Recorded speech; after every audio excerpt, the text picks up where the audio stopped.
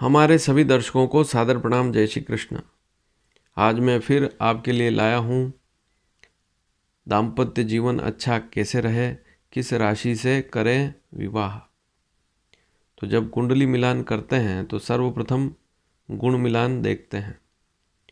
गुण मिलान में हम अष्टकूट सारणी देखते हैं। वर्ण, वश्य, तारा, योनि, ग्रह मैत्री, गण, भकुट, नाड़ी, ये सारी स्थितियां देखते हैं। इसमें भी विशेषकर नाड़ी दोष, भकुट दोष, ये दो दोष ऐसे हैं, इन पर हमेशा दृष्टि डालनी होती है। भकुट दोष, नाड़ी दोष है तो विवाह नहीं किया जाता है, और इसके लिए हमें राशियों की मित्रता देखनी पड़ती है।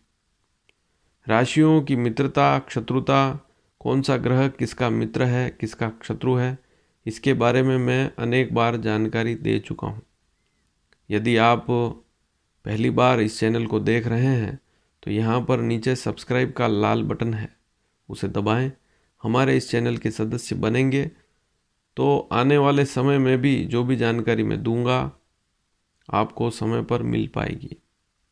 और पूर्व के वीडियो अवश्य देखें, उसमें मैंने 7 ग्रह और उनका 12 राशियों में विभाजन किस प्रकार से है और किस ग्रह की किस ग्रह से शत्रुता है, आपस में कौन कौन से ग्रह मित्र हैं, तो ये सारी स्थितियां मैंने क्लियर कर दी है। आज का सूत्र बहुत ही सटीक सूत्र है। ज्योतिष शास्त्र में इसे लिखा गया है प्राचीन समय में, और आज भी हम जब मिलान करते हैं तो इस सूत्र पर भी नज़र डालते हैं। तो छोटा सा सूत्र है, किस राशि से करें विवाह। इसके लिए आपको अपनी लग्न कुंडली खोलकर देखनी होगी, क्योंकि लग्न कुंडली से ही इस विषय पर आप समझ सकते हैं।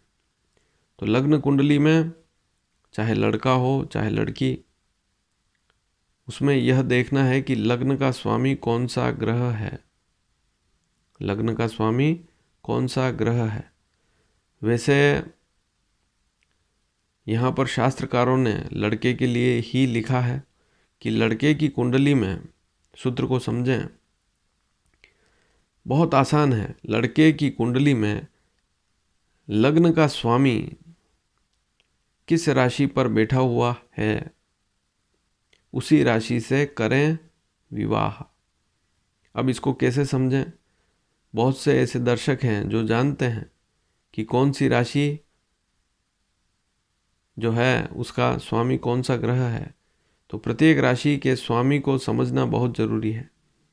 जैसे मेष राशि का स्वामी मंगल है, वृश्चिक का भी मंगल है, वृषभ और तुला का स्वामी शुक्र है, मिथुन कन्या का स्वामी बुध ग्रह है, कर्क राशि का स्वामी चंद्रमा है, सिंह राशि का स्वामी सूर्य है, धनु और मीन इन 2 राशियों का स्वामी गुरु है, मकर और कुंभ इन 2 राशियों का स्वामी शनि है।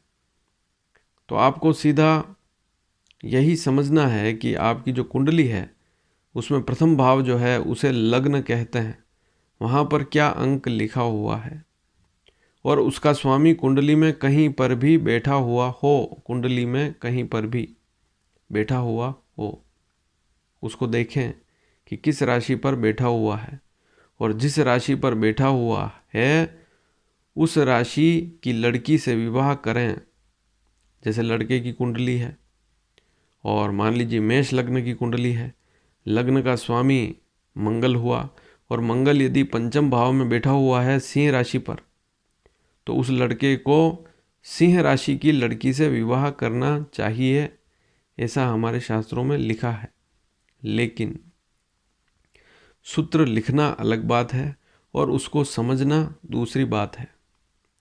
अब पूरा वीडियो जिन्होंने देखा होगा, इस वीडियो को जो पूरा देखेंगे वे समझ पाएंगे। राशि मित्रता अवश्य देखें। सूत्र तो ज्योतिष में लिख दिया है, शास्त्रकारों ने लिख दिया कि लग्न का स्वामी जिस राशि पर बैठ जाए उस राशि की लड़की से विवाह करें। या मान लीजिए कोई लड़की है, उसकी कुंडली में भी लग्न का स्वामी जहाँ कहीं पर भी बैठा हुआ है, जिस राशि पर बैठा हुआ है, उस राशि के लड़के से विवाह करें। अब राशि का संबंध है चंद्र राशि से। आपकी कुंडली में लग्न का स्वामी कोई भी ग्रह हो सकता है। वह जिस राशि पर बैठा हो उस चंद्र राशि से विवाह करना, अर्थात उस लड़की की चंद्र राशि वही होनी चाहिए जहाँ पर लग्न का स्वामी बैठा हो।